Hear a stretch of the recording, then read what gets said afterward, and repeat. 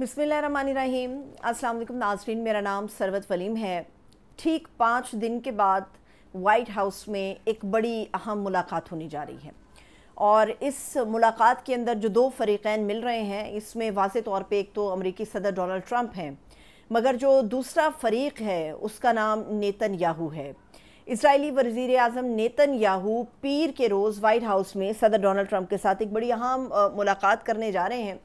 क्योंकि पूरी दुनिया के अंदर ये एक पेशकश रखी गई है डोनाल्ड ट्रंप की तरफ से कि मैं गाज़ा और इज़राइल के दरमियान जो है वो सीज़ फायर कराने का ख्वाहिशमंद भी हूँ और कोशा भी हूँ। इसके लिए जो पीर के रोज़ मुलाकात होने जा रही है, इसमें बहुत सारी चीज़ें एक्सपेक्टेड हैं और इनमें सीज़ फायर भी एक्सपेक्टेड है और उसके साथ जुड़ी हुई बेतहाशा शराइत भी होंगी जो सीज़ फायर के लिए मुमकिना तौर पे गाज़ा के मुसलमानों और ख़ास तौर पे जो हमास की तंजीम है उसके लिए रखी जाएंगी। 5 दिन पहले से जब सीज़ फायर के ऊपर बातचीत बढ़ गई है और मुमकिना तौर पे जो इजरायली अखबार का दावा भी था कि अगले हफ्ते या 2 हफ्तों के बाद जो है वो सीज़ फायर होने जा रहा है, तो इसका मतलब ये है कि जो अगला आने वाला हफ्ता है वो गाज़ा के मुसलमानों के लिए कुछ खुशी की नवीद लेकर आएगा। बहुत सारी चीज़ें अभी जुड़ी हैं इन चीज़ों से। उसमें जो सबसे अहम मामला है वो ये है कि इज़राइल की जो अफवाज हैं वो नेतन्याहू के बाकायदा ऑर्डर्स के बाद उन तमाम जगहों को अभी भी टारगेट कर रही हैं जिनको वो करती आ रही हैं। लेकिन जो सबसे ज़्यादा तशवीशनाक बात है कि वो हिस्से जिनका ना तो सियासत से कोई ताल्लुक़ है, गाज़ा के वो हिस्से ख़ास तौर पे कुछ मुमकिना मखसूस हिस्से हैं और जिनका ना तो मिलिट्री से कोई ताल्लुक़ है, उन हिस्सों को भी इज़राइली अफवाज की तरफ से टारगेट किया जा रहा है। और जिस तरह से अभी चंद घंटे पहले गाज़ा में एक बच्चे की सालगिरह के मौके के ऊपर एक कैफ़े को टारगेट किया गया, वहाँ पे बड़ी तादाद में ख़वातीन मौजूद थी, बड़ी तादाद में बच्चे मौजूद थे और बग़ैर किसी अलर्ट के इस कैफ़े को टारगेट किया गया। इसके अंदर बेतहाशा ऐसी शहादतें हैं जो हो चुकी हैं, बेतहाशा लोग हैं, दर्जनों लोग हैं जो ज़ख्मी हो चुके हुए हैं। यहाँ पर इज़राइली अफवाज बाकायदा तौर पे गाज़ा के मुसलमानों को 2 चीज़ों के लिए उकसा रही हैं। एक तो ये है कि अगर तो आप लोगों को अपनी जान प्यारी है तो फ़ौरी तौर पे जिन हिस्सों के बारे में आपको कहा जा रहा है कि आप लोगों को शिफ्ट कर दिया जाएगा, गाज़ा के वो लोग जो अपनी जान कीमती समझते हैं वो आ जाएं हमारे पास और हम उनको शिफ्ट कर देंगे। दूसरा ये है कि सीज़ फायर से पहले मुमकिना तौर पे जितनी भी शहादतें इज़राइली अफवाज कर सकती हैं वो ये कर रहे हैं। इसी वजह से पिछले चंद दिनों से आपको बहुत ज़्यादा हमले, बहुत बड़ी तादाद में ज़ख्मियों का नंबर और एक शहादतों का जो एक बड़ा फिगर है वो सुनने में भी आ रहा है, देखने में भी आ रहा है। ईरान के साथ इज़राइल की जंग के अंदर जो सारी की सारी कवरेज थी, जो सारे की सारी एक नज़र रखी गई थी गाज़ा के ऊपर और जो जेनोसाइड वहाँ पर किया जा रहा है इज़राइल की तरफ से, उससे तमाम नज़रें और तमाम तवज्जो हट गई। और इस दौरान इज़राइल ने जब ईरान के साथ उनका बाकायदा एक वॉर चल रही थी, इस दौरान इज़राइल ने गाज़ा के अंदर बेतहाशा हमले किए, तमाम हिस्सों को टारगेट किया, वहाँ पर हर किस्म की जो सहूलत है उसको मखदूश कर दिया। और इस वक्त सूरत हाल ये है कि सीज़ फायर को अमेरिकी सदर डोनाल्ड ट्रंप तो वेलकम कर रहे हैं और शायद सुनने में भी ये अच्छा लगता है,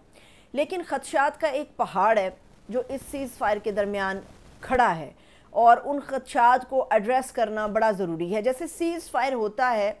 तो क्या इसके अंदर ये चीज़ शामिल होगी जो ऐन मुमकिन नहीं रखी जाएगी? उसमें ये है कि सीज़ फायर में हमले तो दोनों अतराफ से रुकते हैं,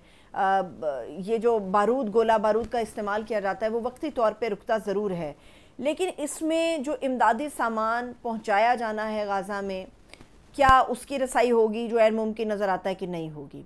जो काफ़िले उस तरफ बढ़ेंगे गाज़ा की तरफ तिब्बी सामान लेके या खुराक का एक ज़ख़ीरा लेके, क्या उनको प्रोटेक्शन मिलेगी जो ऐन मुमकिन है कि नहीं एड्रेस की जाएगी? सिर्फ़ एक गोला बारूद के रुकने के हवाले से सीज़ फायर को वेलकम करने की कोशिश की जाएगी, क्योंकि इससे पहले भी जुज़वी तौर पे इज़राइल कई मरतबा सीज़ फायर की बात कर चुका है, लेकिन उन सीज़ फायर के दौरान बहुत सारे ऐसे कैंप्स थे जहां पर लोग थे अपने ख़ानदानों के साथ, उन जगहों को टारगेट किया जाता रहा इज़राइली फ़ौज की तरफ से। इन ख़दशात के अलावा एक और चीज़ जिसको देखना बेतहाशा ज़रूरी है कि इस सीज़ फायर का मुस्तक़बिल क्या होगा। माजी में इज़राइली अफवाज ने कई मरतबा सीज़ फायर की गाज़ा में खिलाफ वर्जी की है,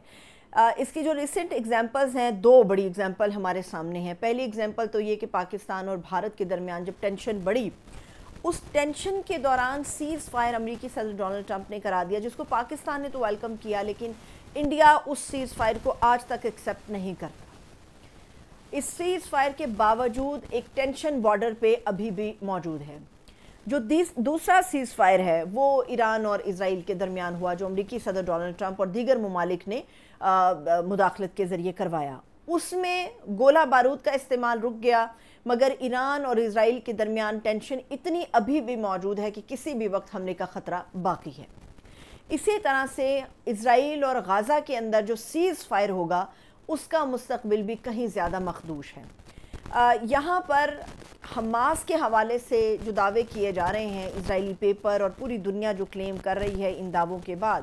وہ یہ کہ جی حماس کو کہا جائے گا اب یہ جو سیز فائر آگے بڑھے گا، حماس کو ممکنہ طور پہ بے دخل کرنے کے بارے میں بات ہے۔ بے دخلی کا مطلب ہے جلا وطنی، لیکن حماس کے لیڈر کیا اس کے لیے تیار ہوں گے؟ جو صاف نظر آتا ہے نہیں تیار ہوں گے۔ دوسری بات یہ ہے کہ امریکی صدر ڈونلڈ ٹرمپ کی جنوری میں جب انہوں نے حلف اٹھایا، تب سے اب تک یہ خواہش تھی کہ غزہ کے لوگوں کو ہم منتقل دوسرے ممالک میں کر دیں گے، اس کو ری بلڈ کریں گے۔ اب ری بلڈ کے حوالے سے جو چیزیں یا رپورٹس ہمارے سامنے آتی ہیں، وہ یہ بتاتی ہیں کہ ملبہ اتنا زیادہ ہے غزہ کے اندر کہ اس کو تقریباً 15 سے 20 سال کا عرصہ درکار ہوگا اس ملبے کو اٹھانے کے لیے، اور اس ملبے کے اٹھائے جانے کے بعد جب ری بلڈنگ کا عمل شروع ہوگا تو اس میں بھی ایک لمبا عرصہ لگے گا۔ لیکن کیا اس دوران غزہ کے جو لوگ دیگر ممالک کو منتقل ہوں گے، ان کی زندگیاں وہاں پر کیسے ہوں گی؟ سب سے بڑا اور اہم سوال یہ ہے۔ دوسری بات یہ ہے کہ جب سے غزہ کے لوگوں کے لیے امداد کی سائٹس مقرر کی گئی ہیں، کچھ حصے مقرر کیے ہیں اسرائیلی گورنمنٹ کی طرف سے، ان حصوں میں بھی جینوسائیڈ کا عمل جاری ہے۔ وہاں پر امداد کو تقسیم کا جو عمل ہے، اس میں ہمیں صاف نظر آتا ہے کہ لوگوں کے اوپر جو ہے وہ گولیاں چلائی جاتی ہیں، بھگدڑ مچتی ہے، لوگ زخمی بھی ہوتے ہیں، اپنی جان سے بھی جاتے ہیں، اور امداد بھی ان کو مہیا نہیں کی جاتی۔ اس کے بعد حماس نے یہ الرٹ جاری کیا تھا کہ لوگ ان جگہوں پر جانے سے گریز کریں، کیونکہ یہ سیدھا وہ اکٹھا کرنے کی کوشش کر رہے ہیں ان معلومات کو جن کے ذریعے حماس تک پہنچا جائے اور جن کے ذریعے ان تمام لوگوں تک رسائی حاصل کی جائے جو غزہ کے لوگوں کو ڈیفنس دے رہے ہیں اس وقت۔ لیکن چونکہ بھوک ہے، پیٹ کی بھوک ہے، جس کو برداشت کرنا اتنا آسان نہیں ہے، اور خاص طور پہ جب آپ کے ساتھ خواتین اور بچے موجود ہوں، تو یہ خدشات اپنی جگہ پر موجود ہیں کہ حماس جانے کے لیے تیار نہیں ہوگی۔ غزہ کی اکثریت آج بھی یہ سمجھتی ہے کہ ان کے آباء و اجداد اس سرزمین کے ہیں، ان کی زندگیاں اس سرزمین پہ گزری، ان کی نسلیں بھی اس سرزمین پر اپنی زندگی گزاریں گے، وہ اپنی سرزمین کو چھوڑ کے دربدر نہیں ہوں گے، اور اسی وجہ سے پچھلے ایک لمبے عرصے سے یہ جد و جہد جاری ہے غزہ کے مسلمانوں کی طرف سے۔ تو سیز فائر کا اعلان کرنا کافی نہیں ہوگا، اس کی پائیداری سب سے زیادہ اہم ہے۔ اور ایک وہ خدشہ جو سب سے زیادہ ہمیں تکلیف دیتا ہے اور ڈسٹرب کرتا ہے، وہ یہ ہے کہ جس طرح سے کہا گیا ہے کہ کچھ اسلامی ملک ہوں گے جن کے نام بھی بظاہر بیان کیے گئے ہیں کہ وہ پورا ایک چارج سنبھالیں گے غزہ کا، حماس کو چونکہ بے دخل کر دیا جائے گا یا دربدر کر دیا جائے گا۔ تو یہ اسلامی ملک ہیں، کیا یہ اس پیشکش کو ایکسیپٹ کریں گے؟ اور اگر یہ اسلامی ممالک جو ہیں اس پیشکش کو اگر قبول کر بھی لیتے ہیں دوسرے مسلمانوں کی بہتری کے لیے، تو جو حماس تنظیم کے حمایت یافتہ ملک ہیں، کیا وہ اس تجویز کو قبول کریں گے؟ یہ ایک ایسا پیچیدہ معاملہ ہے جس کو بظاہر صدر ڈونلڈ ٹرمپ سمجھتے ہیں کہ بڑا آسان ہے، لیکن اگر مسلمانوں کی حیثیت کو دیکھا جائے، ان ملکوں کی اور ان کی سائیکی کو، ان کی سوچ کو سمجھا جائے، تو یہ ایک پیچیدہ عمل ہے جو بظاہر ہمیں ناممکن نظر آتا ہے۔ جن شرائط کے اوپر اسرائیل اور ڈونلڈ ٹرمپ جو ہیں وہ سیز فائر آگے بڑھانا چاہتے ہیں، وہ ناممکنات میں سے ایک ہے۔ جب تک حماس کی لیڈرشپ کو اس سیز فائر کے اندر شامل نہیں کیا جائے گا، تب تک یہ ممکن نہیں ہے، اور کوئی بھی عارضی جنگ بندی غزہ کے مسلمانوں یا اسرائیل کے لیے مناسب نہیں ہے۔ پائیدار اور مستقل بنیادوں پر یہ جنگ بندی ہونی چاہیے، اور ان شرائط پر بھی ہونی چاہیے